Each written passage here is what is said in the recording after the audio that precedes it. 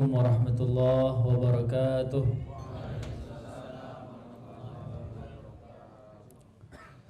A'udzu billahi minasy syaithanir rajim. Bismillahirrahmanirrahim.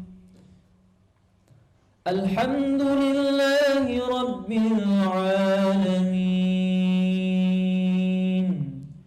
Ar-Rahmanir Rahim. Maliki yaumiddin. Iyyaka na'budu wa iyyaka nasta'in. Ihdinas siratal mustaqim. Siratal ladzina an'amta 'alaihim ghairil maghdubi 'alaihim waladdallin.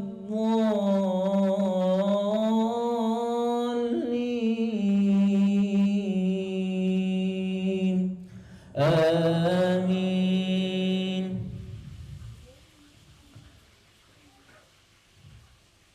Qul in kana aba'ukum wa abna'ukum wa ikhwanukum wa azwajukum wa 'ashiratukum wa amwalun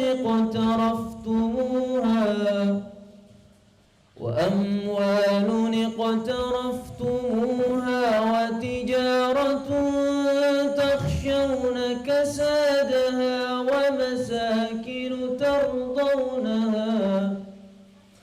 ومساكن ترضونها أحب إليكم من الله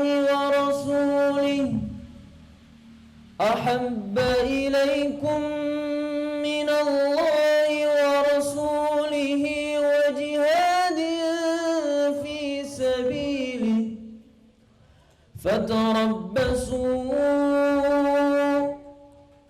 فتربصوا حتى يأتي الله بأمره والله لا يهدي القوم الفاسقين.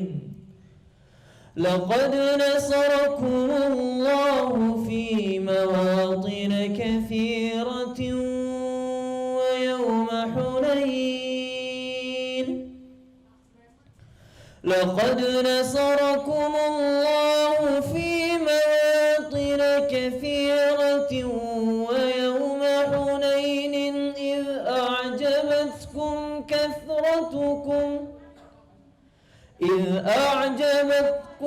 كثرتكم فلم تغن عنكم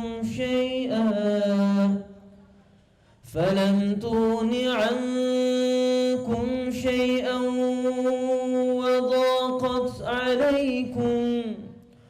وضاقت عليكم الأرض بما رحبت ثم وليتم مدبرين. ثم أنزل الله سكينته على رسوله وعلى المؤمنين وأنزل جنودا لم تروها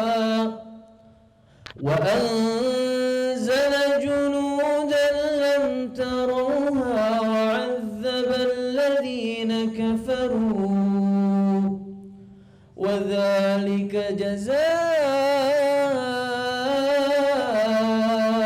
الكافرين. صدق الله العظيم. اللهم صل وسلم وزد وبارك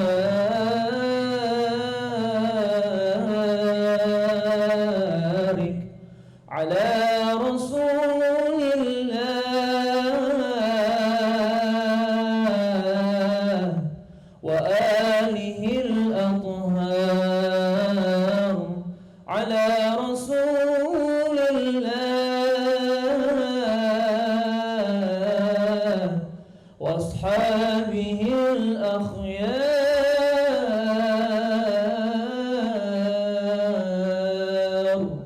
والسلام عليكم ورحمة الله وبركاته.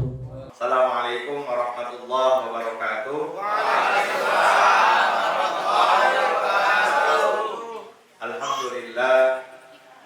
Alhamdulillahilladzi amarna bil ittihadi wal wifaq wa nahana 'anil shiqaqi wan nifaq wa nastaghfiruhu wa natubu ilaihi min su'il af'ali wal akhlaq wa nashhadu an la ilaha illallah wa nashhadu anna Muhammadan abduhu wa rasuluhu sayyidil mursalin 'alal itlaq salatan wa salaman da'imaini mutalazimaini ila yaumil talaq. Amma ba'd.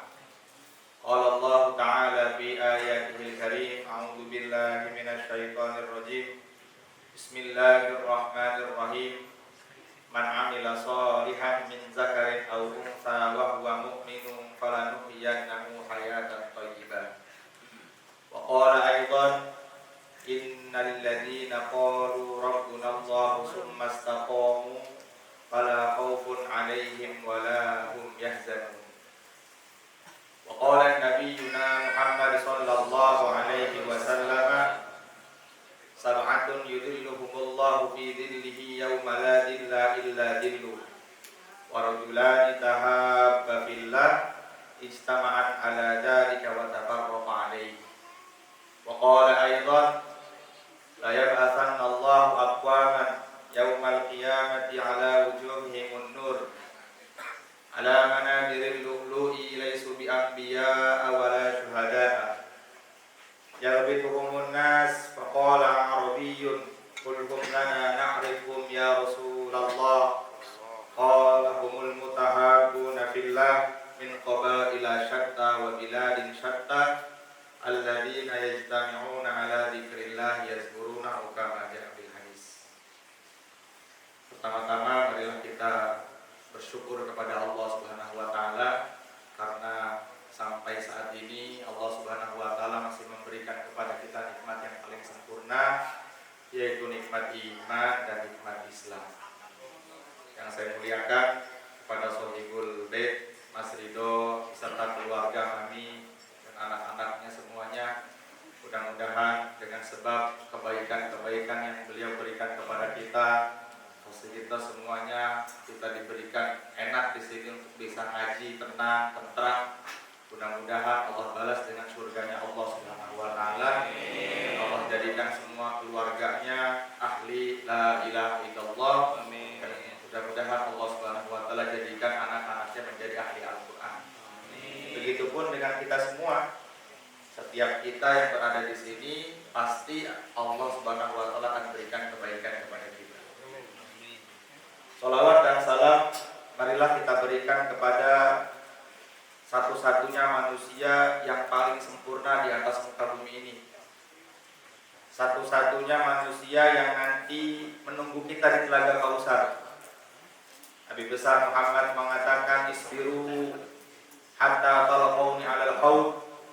Aku duluan ya, kata Nabi, nunggu di Telaga Kausar biar nanti aku persiapkan semuanya untuk menyambut kalian. Dialah Rasulullah sallallahu alaihi wasallam yang kemuliaannya Sayyid Alwi Al-Maliki mengatakan, kalau kita menceritakan kehebatan Nabi sampai dunia dikiamatkan oleh Allah Subhanahu wa taala tidak akan pernah bisa selesai menceritakan kehebatan Rasulullah.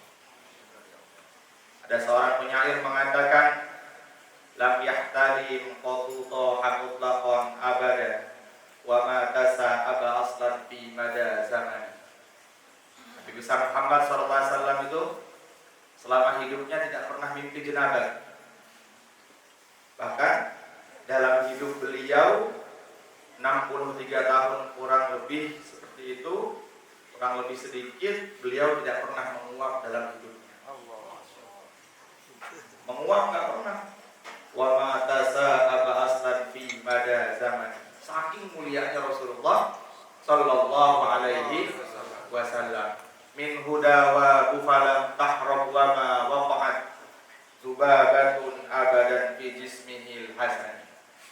Nabi satu tempat, maka seluruh hewan yang ada di tempat itu semuanya malu kepada Rasulullah.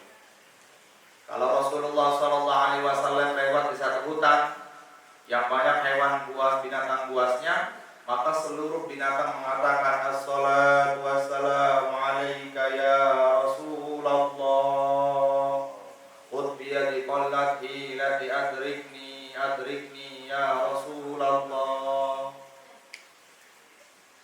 Kemudian dalam riwayat juga dikatakan Rasulullah SAW kalau buang hajat, maka seluruh yang keluar dari kemaluan beliau, bagian belakang atau bagian depan, itu akan tertelan oleh bumi. Saking dimuliakannya oleh Allah Subhanahu wa Ta'ala. Dan satu-satunya Nabi yang nanti akan menunggu kita pada hari kiamat dengan mengatakan ummati, ummati, ummati. Mana umatku? Mana Mas Ridho? Mana Mas Arif? Ditunggu oleh Rasulullah Sallallahu Alaihi Wasallam. Mudah-mudahan kita yang berada di sini semuanya mendapatkan syafaat dari beliau pada hari kiamat nanti. Amin ya rabbal alamin. Alhamdulillah jamaah Ngaji Klo yang dimuliakan oleh Allah Subhanahu wa Ta'ala. Allah Subhanahu wa Ta'ala telah menjadikan kita hidupnya di akhir zaman, di mana zaman ini telah rusak. Sebenarnya yang rusak itu bukan zaman, tetapi orang-orang yang ada pada zaman tersebut. Orang-orang yang ada pada zaman tersebut, karena semakin dia jauh dari Allah Subhanahu wa Ta'ala, maka makin rusak akhlaknya.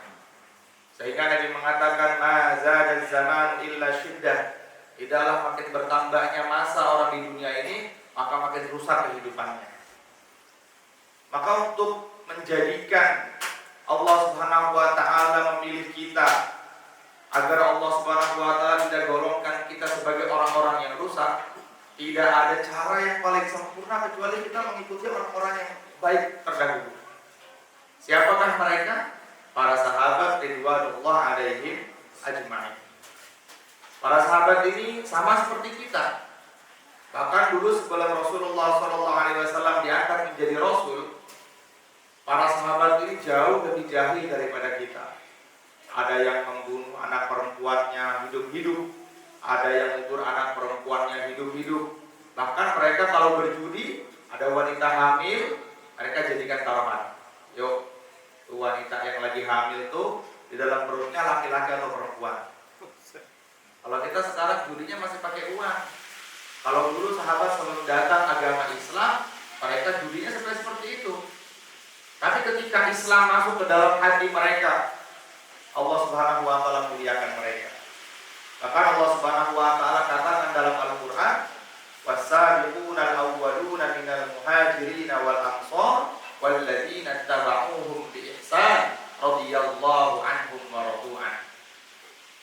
Jadi orang yang ingin mendapatkan kebahagiaan di dunia sampai di akhiratnya Allah Subhanahu wa Ta'ala, wajib kita mengikuti jalannya para sahabat. Wajib.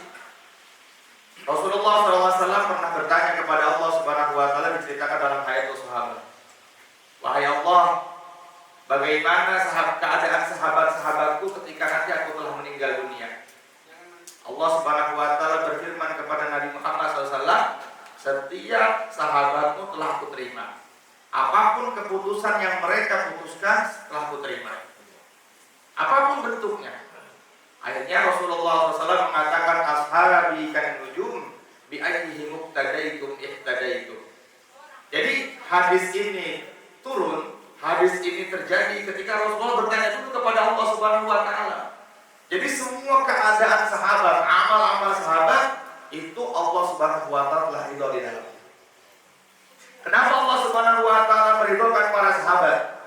Karena para sahabat meyakini bahwasanya dengan agama Islam Allah akan muliakan mereka. Allah Subhanahu wa Ta'ala telah berikan kepada kita hidup di akhir zaman, kemudian kita mendapatkan iman yang sempurna. Setelah kita mendapatkan iman yang sempurna, kita dihidupkan oleh Allah Subhanahu wa Ta'ala dalam lingkup yang di sini suasana agama, yaitu suasana agama Islam. Islam ini mengatur semua keadaan hidup kita. Dari mulai bangun tidur sampai tidur kembali, dari mulai potong kuku sampai potong leher diatur oleh Allah Subhanahu wa taala. Dari yang paling kecil sampai yang paling besar semua diatur oleh Allah Subhanahu wa taala. Dan para sahabat meyakini itu kejayaan ketika mereka mengamalkan agama secara sempurna.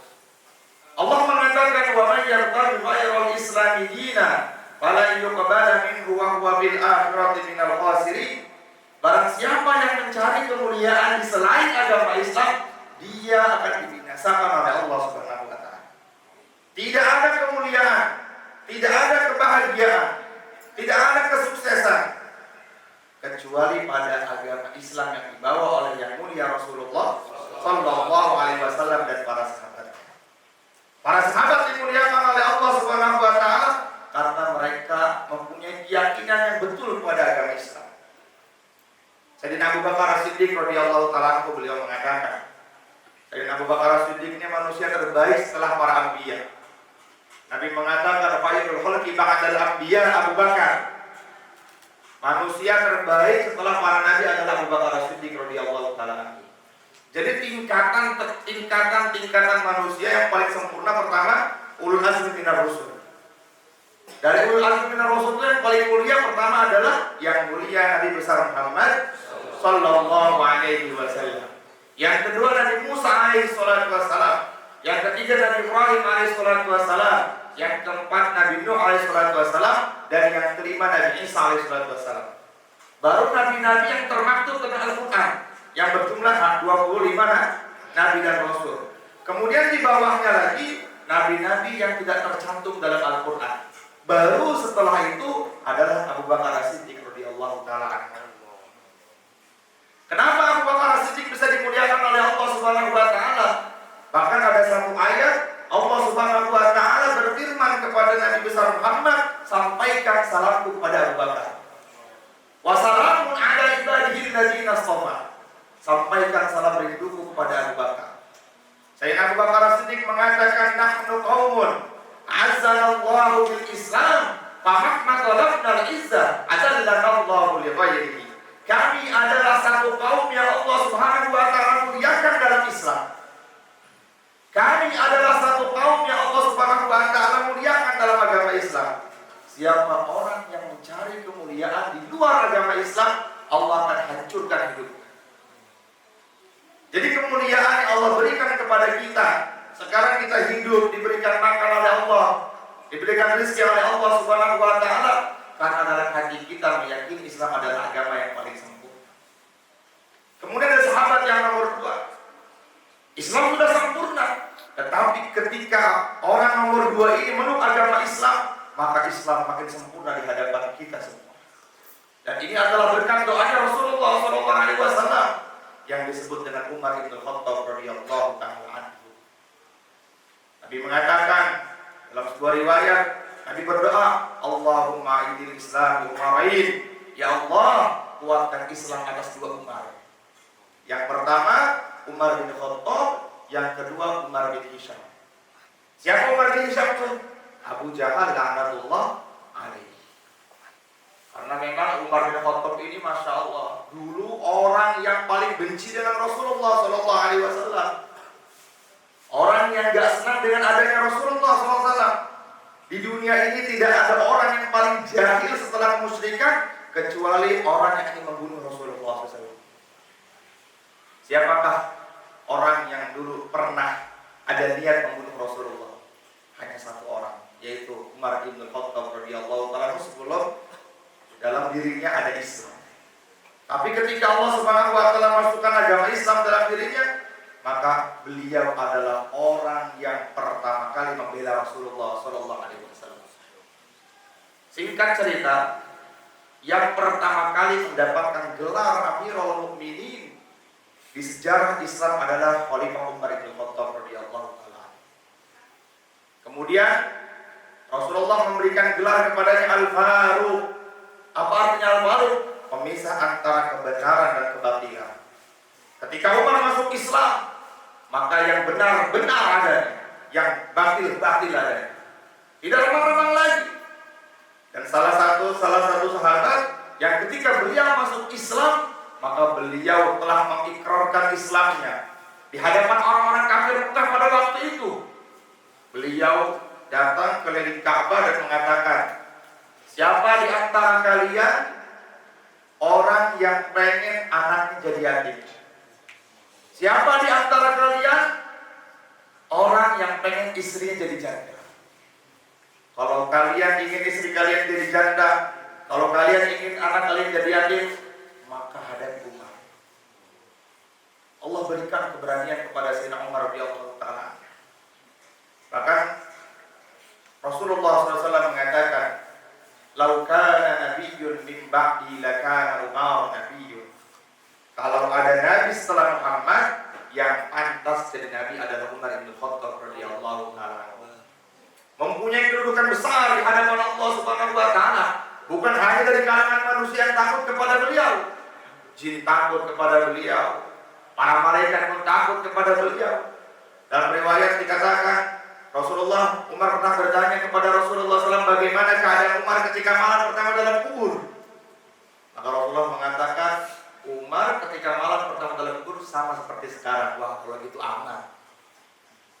Ketika Umar dibaringkan dalam kubur, Sayyidina Ali radhiyallahu ta'ala anhu, beliau berdoa kepada Allah Subhanahu wa taala, ya Allah, aku pengen tahu bagaimana keadaan Umar ketika berjumpa dengan malaikat Munkar Nakir. Yang kita paham malaikat Munkar Nakir itu Masya Allah, dalam hidupnya gak pernah senyum, Mbak. Sangar, matanya merah besar. Diceritakan dalam beberapa riwayat, dari mata sebelah kanan ke mata sebelah kiri itu malaikat Munkar Nakir itu jaraknya 100 tahun perjalanan. Besar. Baru melihat tadi kita udah takut. Bagaimana bertanya, ya Ridho man Rabbuk? Suaranya menggelegar. Kalau diperdengarkan suaranya Munkar dan Nakir ke dunia ini, maka dunia akan hancur karena suara. Dan dia akan berhadapan dengan kita. Wahai Ridho man Rabbuk, siapa Tuhannya? Kalau kita nggak punya amal, kalau kita nggak tahu Allah, nggak mau beramal kepada Allah Subhanahu wa taala, maka kita tidak akan bisa menjawab pertanyaan itu. Sayyidina Ali akhirnya namanya wali, Sayyidina Ali wali. Nabi mengatakan kepada Sayyidina Ali, wahai Ali, kedudukanmu di sisiku sebagaimana kedudukannya Harun, sebagaimana kedudukannya Nabi Harun di sisi Nabi Musa. Berdoa kepada Allah, ya Allah, aku pengen tahu bagaimana keadaan Umar bin Khattab dalam kubur. Ternyata benar, diperlihatkan keadaan Umar dalam kubur. Malaikat Munkar Nakir datang. Umar, assalamualaikum. Man Rabbuk? Ente tanya-tanyaan. Man Rabbuk Umar? Siapa Tuhan kalian berdua? Langsung datang ke hadapan Allah. Ya Allah, ini Umar ditanya malah balik tanya. Ya Allah, ini Umar ditanya malah balik nanya. Man Rabbuk Umar? Sebelum kamu nanya saya, maka saya tanya kamu duluan. Siapa Tuhan kalian berdua? Ya itulah kehebatan yang Allah berikan kepada Sayyidina Umar. Kenapa Allah berikan kemuliaan kepada Umar bin Khattab radhiyallahu ta'ala anhu, yang semuanya takut kepada Umar bin Khattab? Sering saya sampaikan di sini, pernah satu masa Umar bin Khattab berjalan di tengah padang pasir yang begitu kering. Di pundaknya robek bajunya, kepanasan. Tiba-tiba Umar menghadap ke arah matahari, mata saya langsung redup. Kenapa? Malu kepada Sayyidina Umar. Bahkan dalam riwayat lagi dikatakan, ketika Amr bin As menjadi gubernur Mesir, maka Amr bin As ini melihat keadaan orang-orang Mesir punya kebiasaan yang aneh. Setiap setahun sekali bikin tumbal ke laut Nil ya. Di Mesir itu laut Nil ya. Sungai Nil. Maka Amr bin As ini sebagai sahabatnya Rasulullah SAW gak mau melihat kemungkaran ini. Akhirnya beliau kirim surat kepada Umar bin Khattab radhiyallahu ta'ala. Wahai Umar, wahai Amirul Mukminin, sesungguhnya orang-orang Mesir ini punya kebiasaan setiap setahun sekali selalu melemparkan tumbal. Dan tumbalnya itu perawan cantik, wanita cantik yang masih perawan, dengan tujuan agar sungai Nil itu bisa mengalir. Kemudian hadirin jamaah yang dimuliakan oleh Allah Subhanahu wa taala, Umar radhiyallahu anhu baca. Sama Umar dibalas Bismillahirrahmanirrahim. Wassallallahu ala sayyidina Muhammad bin Umar. Isi suratnya begini. In kunta min qablika jariyan fala tajri. Wa in kana Allah wahidul qahar yudrika fatajri. Yang artinya, wahai Nil, kalau kamu mengalir karena pengen dibilang hebat oleh manusia, udah nggak usah ngalir, saya nggak butuh sama kamu. Tapi kalau kamu mengalir karena perintah Allah Subhanahu Wa Taala, dan kalau kamu mengalir karena ingin mendapatkan dari Allah, maka mengalirlah. Itu surat belum sampai ke dasar, sampai sekarang itu nggak pernah kering, karena takut kepada Sayyidina Umar ibn Khattab. Orang itu kalau punya wibawa dalam ketika dia meluk agama Islam, ketika dia punya kekuatan dalam agama Islam, maka jadikan kekuatan itu untuk apa? Kekuatan itu untuk mendakwakan agama. Makanya Nabi mengatakan al-mu'minul qawiyyu khairun wa habbu ila Allah minal mu'minid dhaif. Orang beriman yang kuat itu lebih disukai Allah, lebih dicintai Allah daripada mukmin yang lemah. Wa fi kulli khair. Dan setiap segala sesuatu yang ada pada dalam tubuh kita ini, ya, yang iman semuanya, yang lemahkah, yang kuatkah, itu semuanya kebaikan. Ada kebaikan dari Allah Subhanahu Wa Taala. Cuma Allah Subhanahu Wa Taala lebih mencintai kepada hamba yang beriman yang kuat daripada hamba yang beriman tapi lemah.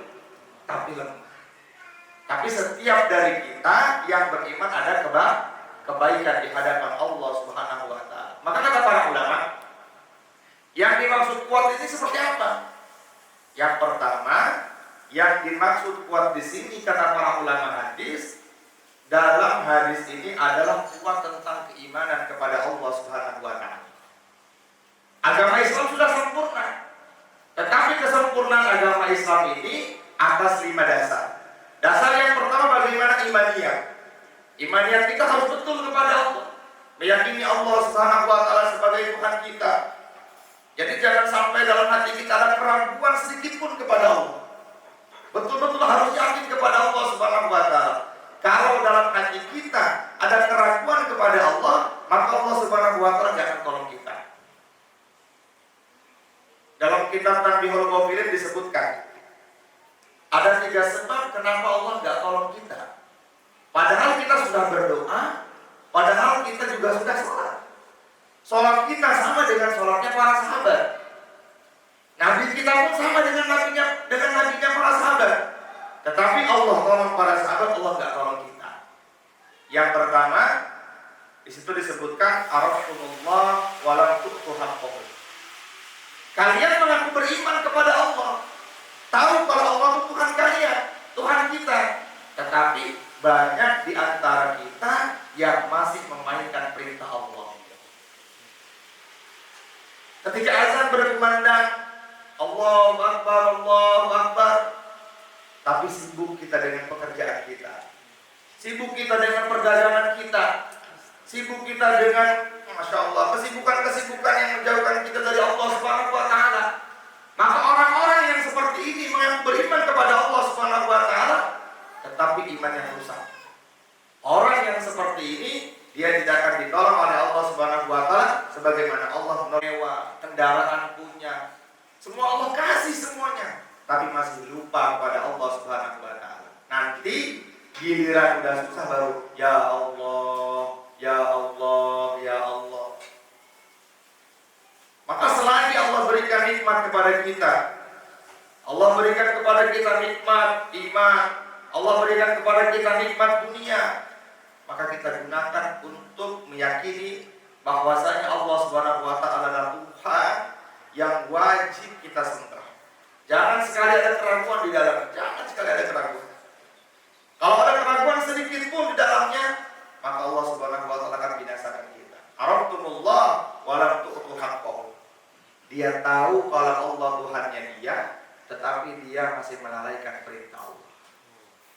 Hari ini kita sudah berapakah perintah Allah yang sungguh-sungguh kita kerjakan?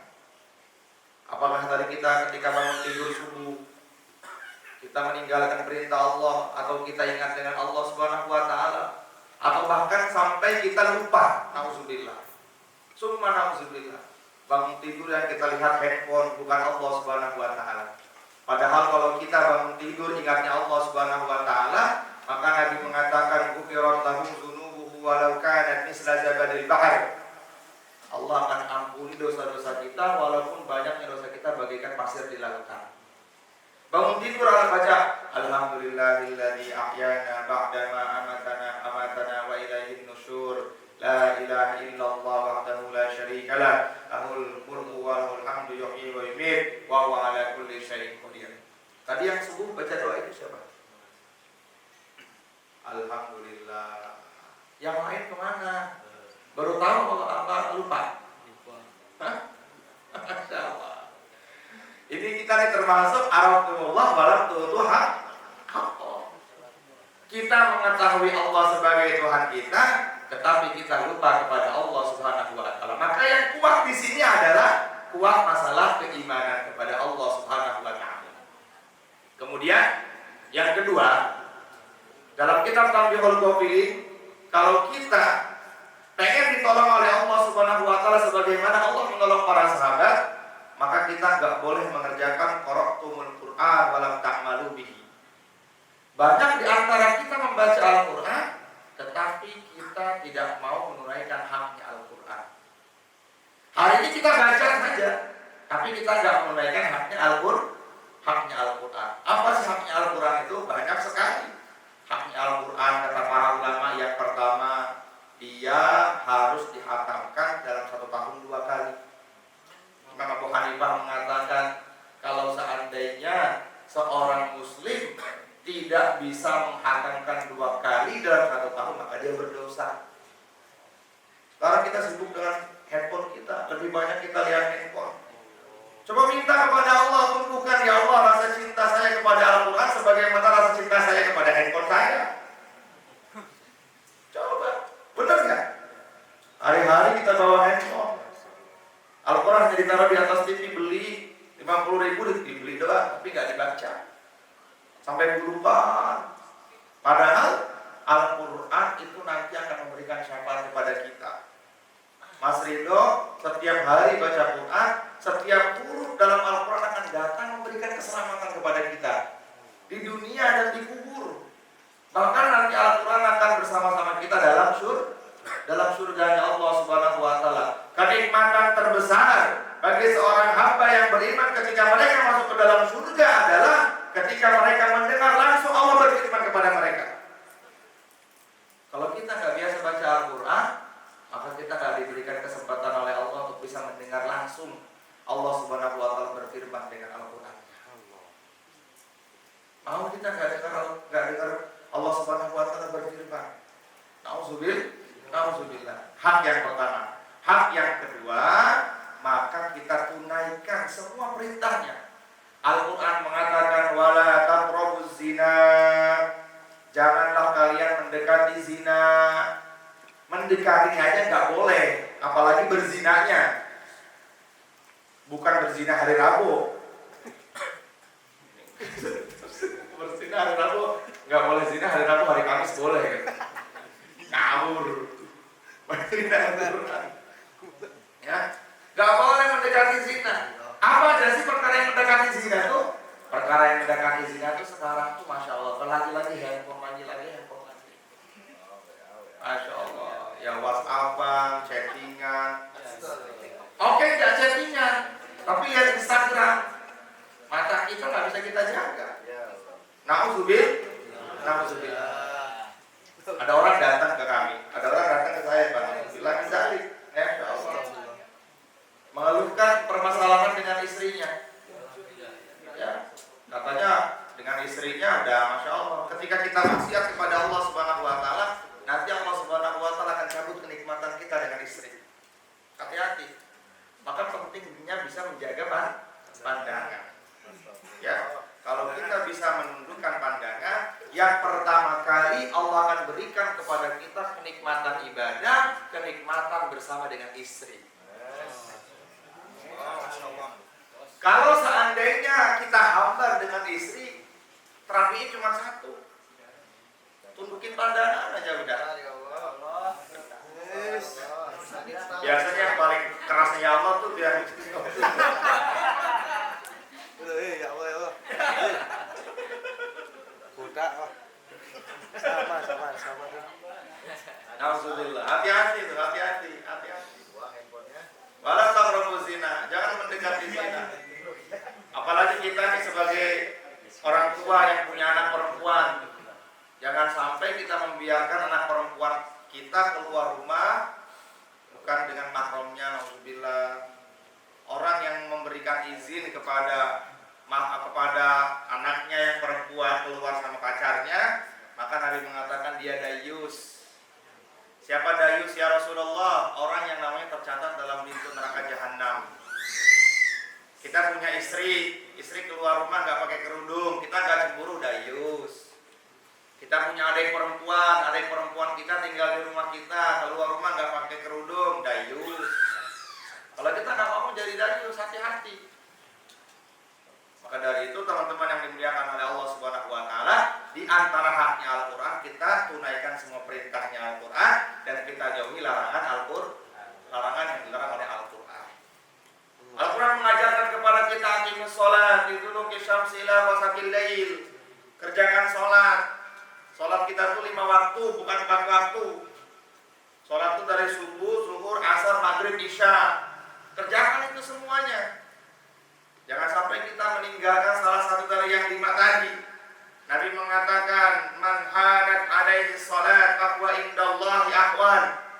Barang siapa yang main-main dengan salat, maka Allah Subhanahu wa taala akan hinakan hidupnya. Itu udah harga mati itu. Udah nggak bisa ditawar-tawar. Kenapa kita hina? Karena kita nggak bisa jaga salat kita. Salat kita itu menentukan seberapa ridhonya Allah kepada kita. Orang yang bersungguh-sungguh dengan salatnya, maka Allah Subhanahu wa taala akan betul-betul memperhatikannya. Kalau kita main-main dengan salat kita, maka Allah juga main-main sama kita. Nauzubillah summa nauzubillah. Maka kita kerjakan perintah-perintah yang diperintahkan oleh Allah dalam Al-Qur'an. Kemudian yang ketiga, qultum annal mauta haqqun wa lam tasta'iddu bihi. Kalian mengatakan bahwa kematian itu pasti, tetapi kalian tidak pernah mempersiapkan diri untuk mati. Imam Ahmad bin Hanbal mengatakan ad-dunya darun amal. Dunia itu tempatnya beramal. Beramal. Kalau udah dikubur nggak bisa lagi kembali ke dunia. Orang-orang ahli kubur mereka sekarang mengatakan kalimat yang sama. Rabbi laula akhartani ila ajalin qaribin fa asaddaqa wa akum minas sholihin. Ya Allah, kalau diizinkan oleh Engkau kembalikan kami ke dunia walaupun hanya saat, ya Allah. Pengen kembali ke dunia. Tapi kira-kira dikembalikan oleh Allah? Enggak mungkin dikembalikan oleh Allah Subhanahu wa taala. Maka sebelum kita dipanggil oleh Allah Subhanahu wa taala, kita persiapkan diri kita untuk berjumpa dengan Allah. Lam yabqa minad dunya illa bala'un wa fitnatun, kata Nabi dalam hadis Bukhari. Tidaklah yang tersisa di dunia ini kecuali cuma 2. Yang pertama musibah, yang kedua fitnah. Dunia tuh nggak ada bagus-bagusnya, kata Rasulullah. Yang tersisanya aja cuma 2. Apa itu tadi? Musibah dengan fitnah. Kalau enggak kena musibah, ya kena fitnah udah. Imam Syafi'i mengatakan ada 2 perkara yang tidak akan pernah kita bisa dapatkan di dunia. Yang pertama, disukai oleh seluruh makhluknya Allah, oleh seluruh manusia, itu nggak akan bisa kita dapatkan. Yang kedua juga dibenci oleh seluruh hambanya Allah Subhanahu wa taala. Pasti ada yang benci, ada yang suka. Makanya beliau mengatakan ridhon nas ghayatun la tudrak. Disukai manusia cita-cita yang tidak akan pernah bisa terwujud. Dan harus kita paham, orang yang suka sama kita, dia sama sekali tidak bisa memberikan manfaat kepada kita. Ada orang yang suka sama kita, wallahi dia bisa memberikan manfaat. Orang yang benci sama kita sekalipun, bisa memberikan madarat kepada kita. Kecuali atas izin Allah Subhanahu wa taala. Maka keyakinan seperti ini harus kita tumbuhkan, harus kuat kita seperti itu. Ah, dia mah enggak suka sama saya. Loh. Yang penting Allah suka sama kamu. Kalau Allah suka sama kamu, fawati alahul qabul kata Nabi. Pokoknya semua makhluk akan tunduk kepadanya. Jangan takut. Ini baru ke masjid diomongin, nggak mau, ya dia masuk alim. Wah, baru kemarin hijrah aja, ngomongnya udah besar, udah ngejos, biarin aja. Gue begini yang penting Allah ridho. Ibnu Athaillah Sakandari beliau mengatakan arti rabbak wa la tubali siwahu wa la tahub syai'an wa anta fihi mahu. Wahai anak Adam, kalau kamu sudah dalam ridhonya Allah, wa la tubali siwahu, jangan kau pedulikan orang lain. Udah. Yang penting dalam ridho Allah. Contohnya siapa? Rasulullah. Keoib enggak diterima. Kau bilang A, B, C, D enggak ada diterima. Terakhir beliau mengatakan illam takun alayya qadabi fala ubali. Biarkan semua enggak terima, yang penting kau terima ya Allah. Selesai ya masalah kalau gitu. Tapi kalau kita hidup kita cuma ngurusin omongan orang lain, maka kita enggak akan pernah bisa beramal. Enggak bisa beramal. Udah.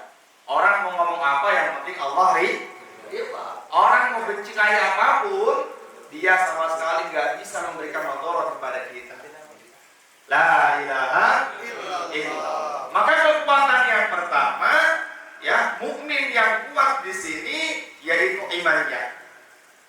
Kemudian kekuatan yang kedua yaitu muamalah, muasyarah dan akhlak. Jadi 4 perkara ini, imaniyat, muamalah, muasyarah dan akhlak ini harus kita betul-betul jaga. Orang beriman harus kuat imannya, kuat amalnya, kuat fisiknya.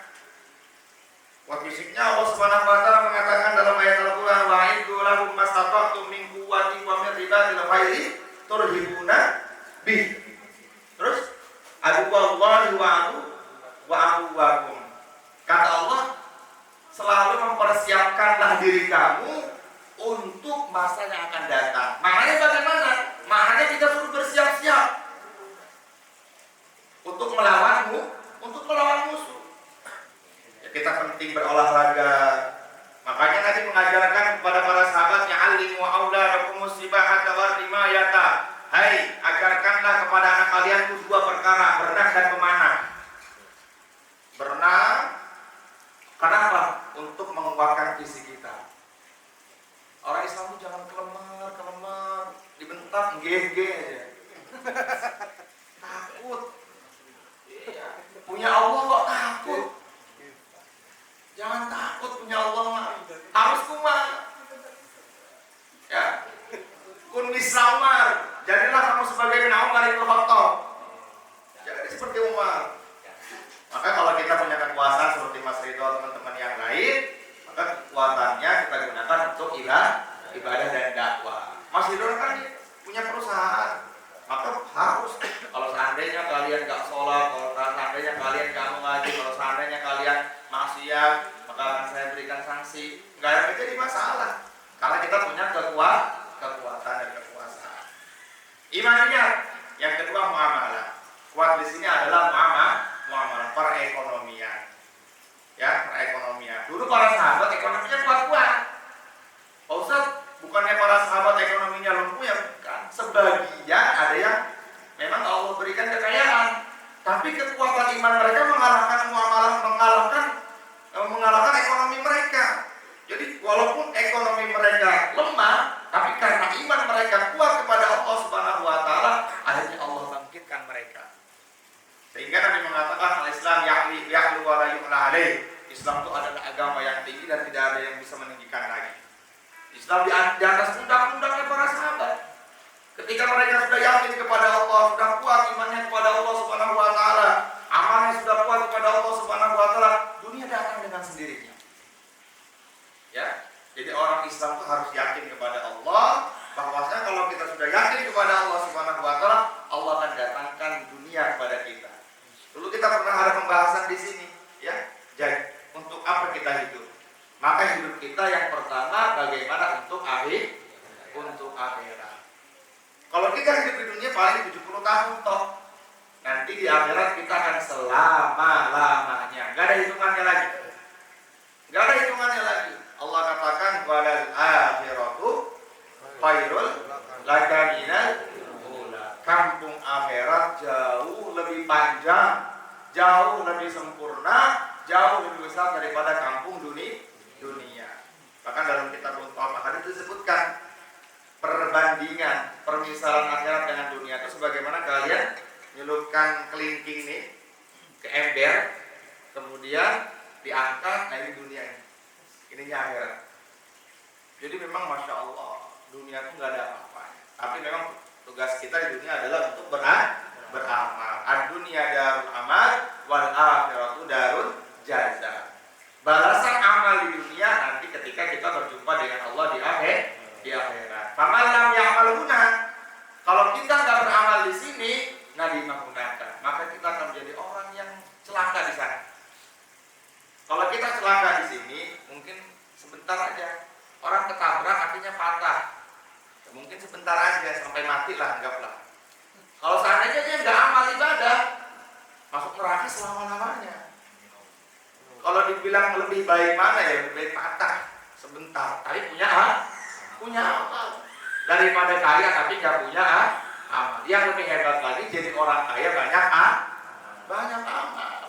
Siapa mereka?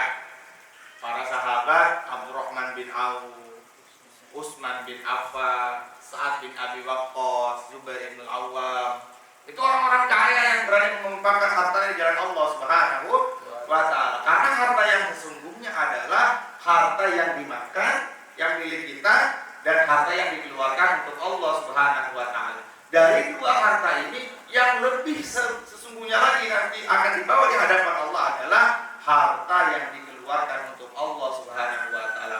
Seberapapun harta yang kita korbankan untuk Allah, maka sebesar itu juga Allah akan berikan pahala kepada kita. Wallahu yudha'ifu liman yasha. Hitungannya hanya Allah yang tahu, hanya Allah yang tahu. Maka teman-teman yang dimuliakan oleh Allah Subhanahu wa ta'ala, hidup yang sebentar ini harus kita gunakan sebaik mungkin untuk kita berjumpa dengan Allah, membawa amal yang sempurna agar Allah Subhanahu wa ta'ala ridha kepada kita. Dan untuk mendapatkan ridhonya Allah Subhanahu wa ta'ala, tidak ada cara yang paling sempurna melainkan kita harus mengikuti caranya Nabi. Cara Nabi.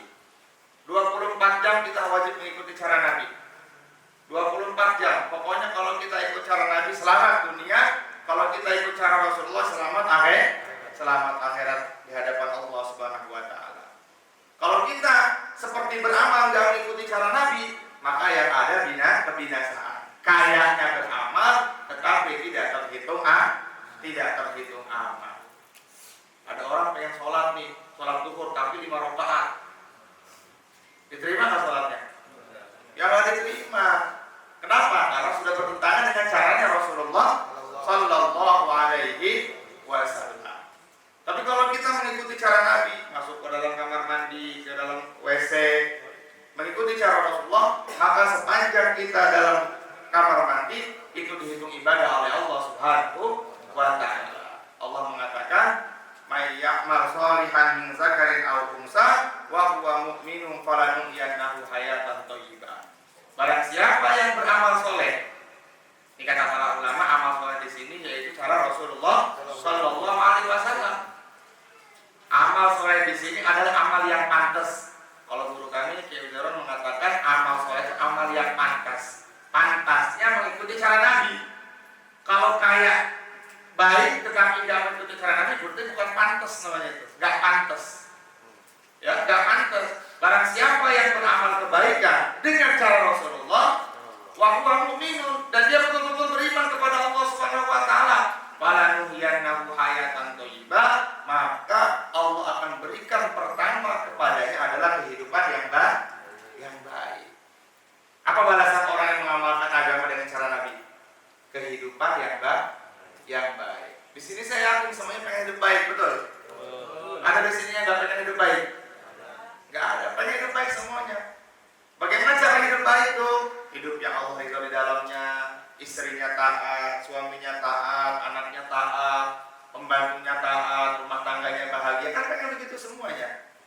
Tetapi kenapa enggak kita mengikuti cara Rasulullah? Kita pengen sakinah, mawaddah, warahmah, tetapi dalam rumah tangga kita, kehidupan Nabi enggak kita masukin. Kita pengen mendapatkan ridha Allah Subhanahu wa taala, tetapi kenapa dalam rumah tangga kita enggak ikuti caranya para sahabat? Jauh. Untuk mendapatkan kesempurnaan itu semuanya, maka kita hidupkan agama di rumah. Paling tidak di rumah kita tuh dibacakan fadilah-fadilah amal, keutamaan untuk beramal. Kenapa sekarang kita nggak semangat beramal? Kenapa mas? Karena nggak tahu nilainya amal.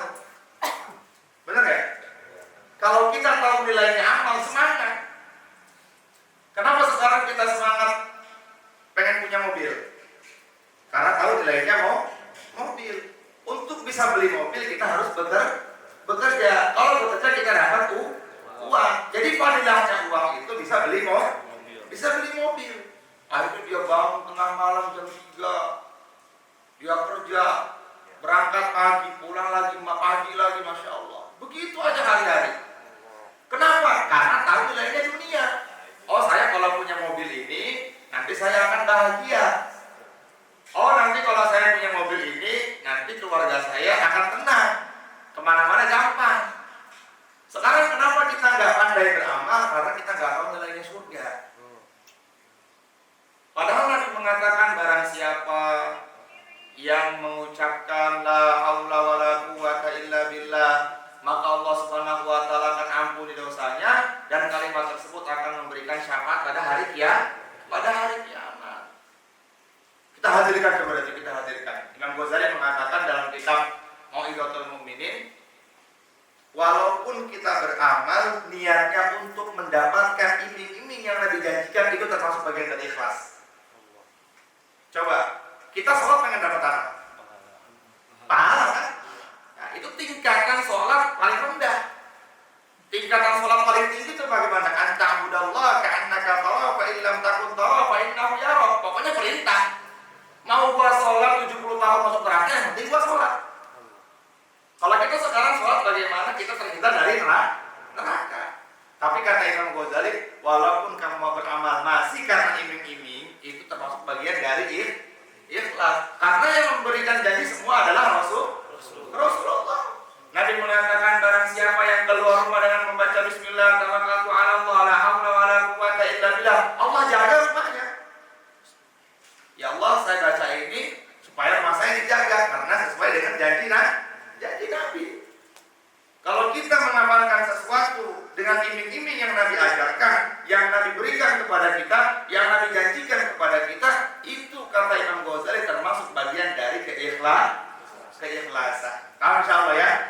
Jadi nggak jadi masalah. Oh, saya takut nih kalau saya sholat cuma pengen dapatin surga. Nggak apa-apa. Justru kita sholat pengen masuk ke dalam surga. Jangan sampai ada merasa dalam diri kita, aduh, saya diterima apa enggak ya? Kita udah sholat tuh masya Allah, itu udah luar biasa, berarti Allah terima kita itu. Pokoknya setiap orang beriman tuh pasti semua masuk ke dalam surga. Nabi mengatakan, kullu ummati yadkhulunal jannata illa man aba. Semua umatku masuk ke dalam surga kecuali orang yang nggak mau. Di sini mau masuk surga semua nggak? Ada yang nggak mau. Tapi kata Nabi ada yang nggak mau. Mau tahu mas orang yang nggak mau siapa? Yang nggak mau tuh kata Nabi, man ata'ani dakhala jannata wa man asani faqad aba. Yang mau masuk surga yang taat kepada saya, ada yang nggak mau. Yang nggak mau masuk surga nggak taat kepada saya. Berarti orang yang nggak taat kepada Allah dan Rasulnya, berarti sama saja dia termasuk bagian orang-orang yang nggak mau masuk ke dalam surga. Dalam riwayat lain dikatakan begini, ketika Nabi bersabda hadis ini, maka para sahabat semua terkaget. Ada ya Rasul orang yang nggak masuk ke dalam surga. Bingung kan? Ada ya Rasul, ada orang yang nggak masuk ke dalam surga. Siapa itu? Nabi senyum, ada. Siapa? Orang yang nggak kalau nggak taat kepada Rasulullah, dia ke neraka. Semoga Allah terima kita semuanya. Dan mudah-mudahan di awal pertama kita ngaji ini, mudah-mudahan Allah bukakan kebaikan buat diri kita semuanya.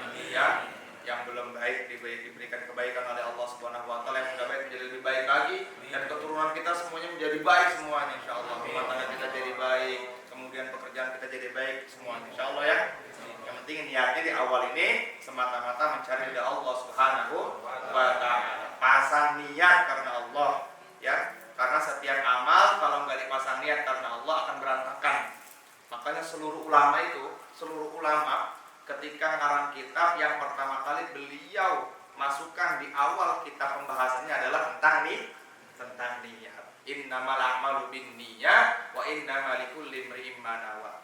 Sesungguhnya sahnya amal itu tergantung niat. Jadi niat di sini kan Mas Ando bilang tuh, niat ngaji bukan karena ada sesuatu, bukan karena pengen dapat teman relasi, bukan karena pengen ada pekerjaan, bukan karena apa. Yang penting niat ngaji di sini semata-mata mencari ridha Allah Subhanahu wa taala. Kalau sudah dapat ridha Allah, ya itu dapat semuanya, ngikutin. Ya kan dia? Yang penting itu ngikutin. Itu yang dari Nabi Reda datang ke sini, insyaallah ya. Allah. Mau meneruskan ya. Insyaallah. Semoga Allah terima kita semuanya. Amin. Dah, ada pertanyaan enggak insyaallah? Ayo, insyaallah. Lihat. Jangan malu-malu dong. Kok kayak asing lagi sih Mas? Hah? Kok kayak asing diem? Kayak bayi baru lahir semua ya? Oh gitu iya ya. Ada kan ya ibu-ibu? Nah, Mami, kasih itu mic-nya. Ayo Pak, jangan. Kalau Mami nanya, maksudnya udah dikduk ya.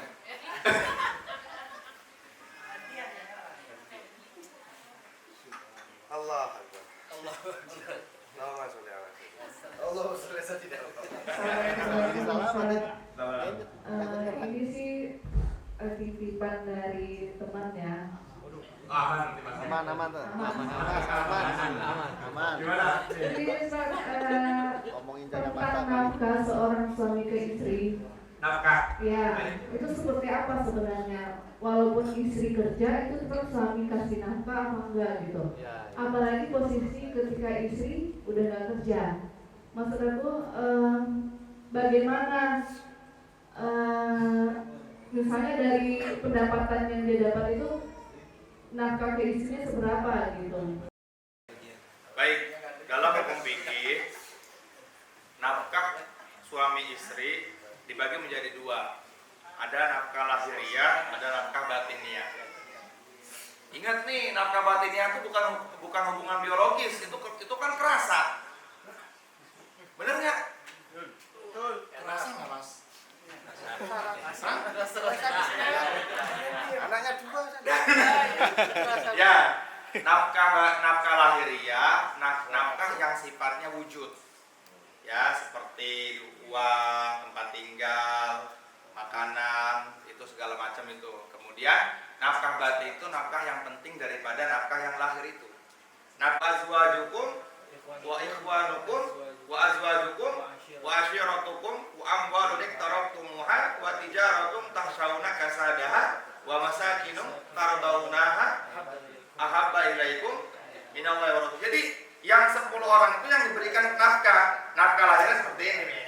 Nafkah lahirnya kalau dalam fikih setiap setahun maka suami wajib memberikan baju 2 pakaian kepada istri. Ya. Kemudian yang kedua sesuai kebutuhan. Kalau seandainya ada suami tidak memberikan kebutuhan kepada istrinya, maka suami tersebut dosa besar. Contoh gini, kita punya anak 2, dikasih nafkahnya cuma 100.000. Sementara anak kita perlu jajan, kita perlu masak. Di uang yang 100.000 itu termasuk bagian dari kezoliman. Kenapa? Karena nggak mencukupi. Kalau seandainya suaminya nggak kerja, istrinya yang kerja, maka si istri harus paham.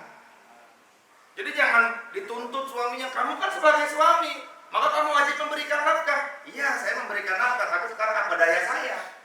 Makanya Allah Subhanahu wa taala kan mengatakan kunna libasul lakum wa antum libasul lahun.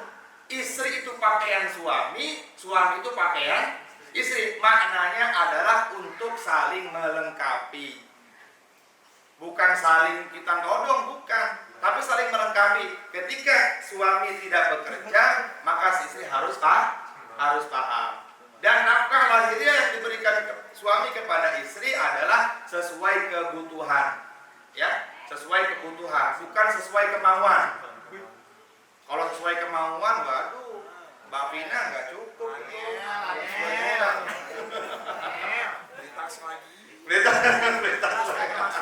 Jadi sesuai kebutuhan, ya insya Allah ya.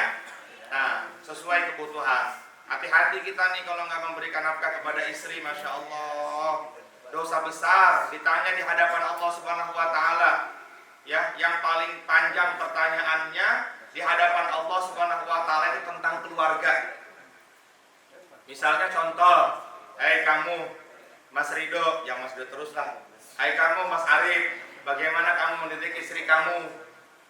Pendidikan agamanya seperti apa? Dia tahu nggak cara mandi wajib yang betul? Karena pertama yang ditanya oleh Allah itu tentang batinnya, pendidikan agama. Yang kedua lahiriahnya, apakah dia pernah merasa kurang dengan kamu? Bagaimana ketika kamu memberikan nafkah lahiriah kepadanya? Ditanya oleh Allah Subhanahu Wa Taala, dan itu pertanyaan detail. Dan kita nggak bisa berbohong. Jadi bagi para suami, berikan yang terbaik kepada istri sesuai kebutuhannya, bukan sesuai kemauannya istri. Kalau sesuai kemauannya istri ya susah juga. Angel, insyaallah. Seperti itu nih. Ya, insyaallah. Balas ya.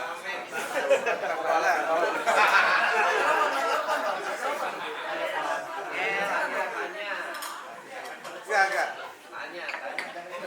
Assalamualaikum warahmatullahi wabarakatuh. Itu mic gimana? Bukan mic. Ya, biar kedengeran. Enggak, ini biar katam. Ya. Masalahnya belum katam. Nah, jadi Assalamualaikum warahmatullahi wabarakatuh. Menyambung pertanyaan istri saya tadi. Titipan. Kalau ini nggak titipan, itu nyambung karena menurut saya belum sah tadi. Oh, belum Sah karena menurut saya laki-laki sehat tidak punya cacat organ tubuh, komplit organ tubuh. Maksudnya begini, sering ada seperti ini. Karena tadi saya bilang, tapi saya memberikan nafkah apa daya saya. Dan saya apa daya saya, jadi batas daya suami seperti apa? Sama seperti ini Jakarta kan. Ini bukan nafire, mohon maaf ya. Ini bukan nafire. Tidak ada menurut saya dari titik terendah saya sampai titik tertinggi saya mungkin. Kalau di Jakarta itu bilang apa daya saya, kayaknya nonsen kan menurut saya.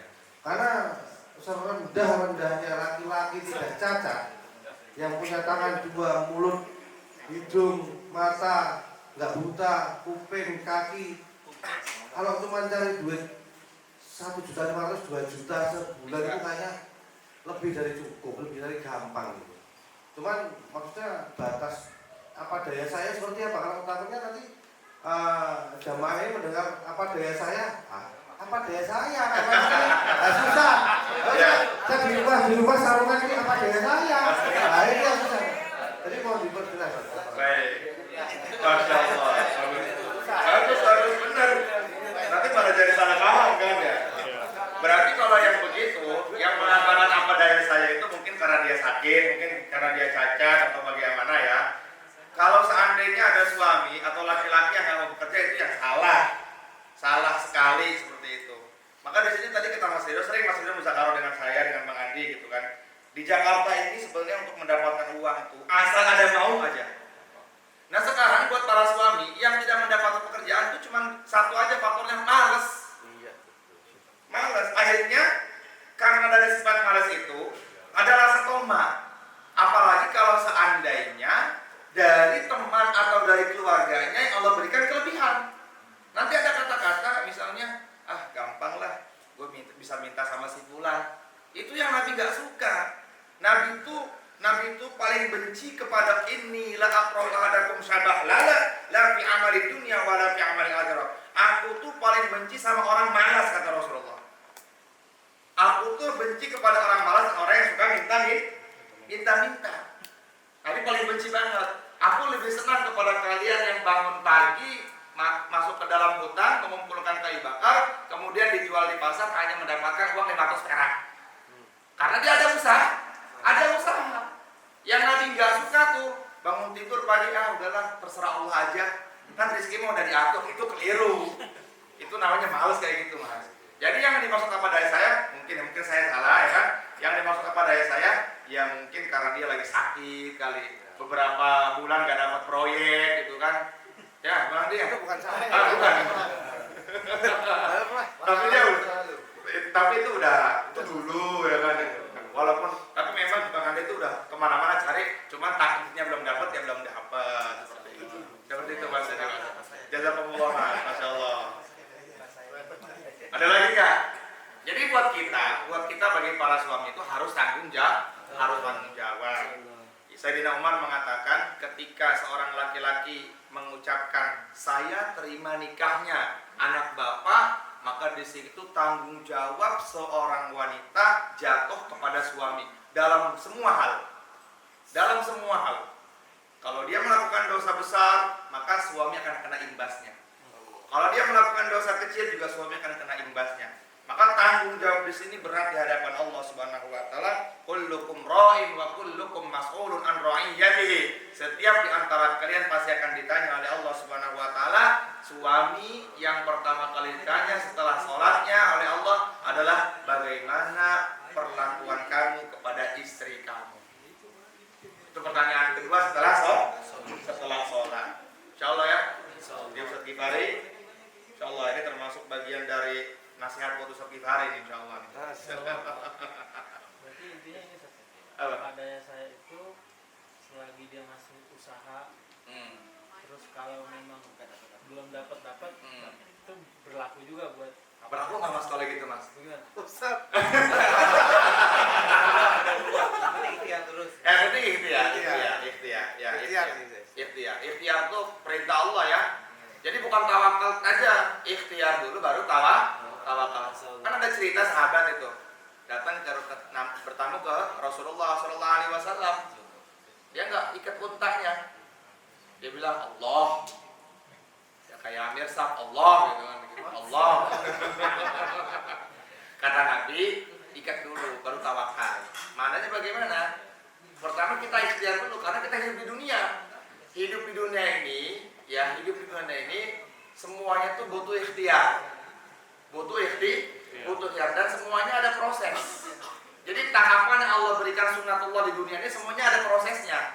Bukan semata-mata dapat, bukan. Semuanya ada proses. Anak bisa jalan, bisa lari, dia dari ngerangkak dulu. Nggak bisa langsung lari. Kecuali memang ada orang-orang yang Allah berikan kemuliaan ya, di antaranya para anbiya. Tapi untuk mencapai kepada titik misalnya bisa lari, ngerangkak, kemudian ngerondang, jalan pelan-pelan, baru bisa lari. Itulah ikhtiar. Makanya Nabi mengatakan ad-dunya darul asbab. Dunia itu tempatnya mencari asbab. Asbab di sini ya hukum-hukum alam dunia seperti itu. Kalau pengen kaya, ya kita harus bekerja. Kalau kita pengen jadi orang sukses, maka kita harus bekerja seperti itu. Nanti baru pasrahkan semuanya kepada Allah. Makanya Allah mengatakan dalam surat Al-Jumu'ah. Bagaimana kan ayatnya? Fa idza qudiyatis sholatu fantashiru fil ardi wabtagu min fadlillah. Kalau kamu sudah mengerjakan perintah Allah, fantashiru fil ard. Bertebarlah kamu di atas muka bumi Allah untuk mencari sesuatu yang sifatnya itu adalah kebaikan dari Allah Subhanahu wa taala. Kata para ulama itu adalah bekerja. Jadi bekerja juga perintah Allah Subhanahu wa taala. Seperti itu. Ada lagi? Cukup ya insyaallah ya. Jam 10 insyaallah. Mudah-mudahan Allah Subhanahu wa taala terima kita semuanya. Mudah-mudahan Allah buka hati kita.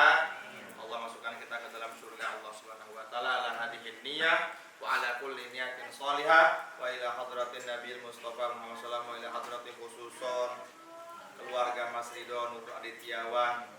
Al-Fatihah. Bismillahirrahmanirrahim. Alhamdulillahirabbil alamin arrahmanir rahim maliki yaumiddin. Iyyaka na'budu wa iyyaka nasta'in ihdinas siratal mustaqim siratal ladzina an'amta 'alaihim ghairil maghdubi 'alaihim waladdallin. Amin. Allahumma shalli wa sallim wa barik ala sayyidina Muhammad wa ala ali sayyidina Muhammad fil alamin innaka Hamidum Majid. Hamdan syakirin, hamdan na'imin, hamdan yuwafi ni'amahu wa yukafi'u mazida. Ya Rabbana lakal hamdu wa lakal syukru kama yanbaghi li jalalika wajhikal karim wa 'azimi sultanik. Allahumma lakal hamdu hatta tarda wa lakal hamdu idza radita wa lakal hamdu ba'da ridha. Allahumma ja'al istima'ana hadha istima'an mubarakah wa tafarruqana ba'dahu tafarruqan marhuman ma'suma. Allahumma hdina li ahsanil akhlaq la yahdi li ahsaniha illa anta wasrif anna sayyi'aha la yasrifu anna sayyi'aha illa anta.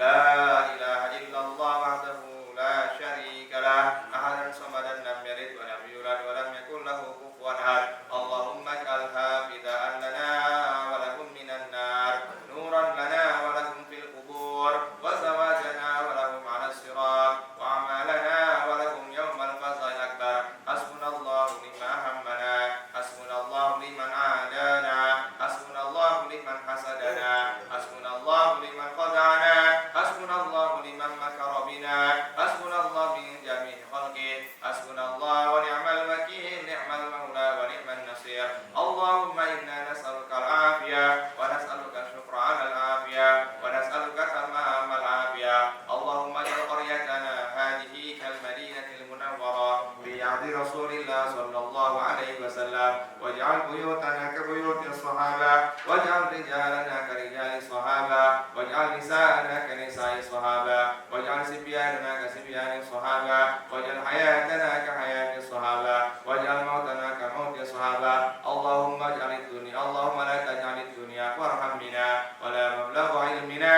wa la tusallit 'alaina man la yakhafuka fina wa la yarhamuna. Adkhilna jannatal firdausi bi syafa'atil Qur'an, adkhilna jannatal firdausi bi syafa'atil Qur'an, adkhilna jannatal firdausi bi syafa'ati la ilaha illallah Muhammadur Rasulullah sallallahu alaihi wasallam. Rabbana hab lana min azwajina wa dhurriyyatina qurrata a'yun waj'alna lil muttaqina imama. Wa sallallahu ala sayyidina wa maulana Muhammad walhamdulillahi rabbil alamin. Al-Fatihah. A'udzu billahi minasy syaithanir rajim. Bismillahirrahmanirrahim. Alhamdulillahi rabbil alamin arrahmanir rahim maliki yaumiddin. Iyyaka na'budu wa iyyaka nasta'in. Ihdinas siratal mustaqim. Siratal ladzina an'amta 'alaihim ghairil maghdubi 'alaihim waladdallin. Amin. Salatullah salamullah ala taha rasulillah. Salatullah salamullah ala yasin habibillah. Tawasalna bi bismillah wa bil hadi rasulillah wa kulli mujahidin lillah bi ahlil badri ya Allah. Subhanallah bihamdi, subhanakallah wa bihamdi, asyhadu an la ilaha illa anta astaghfiruka wa atubu ilaik. Mohon maaf. Assalamualaikum warahmatullahi wabarakatuh.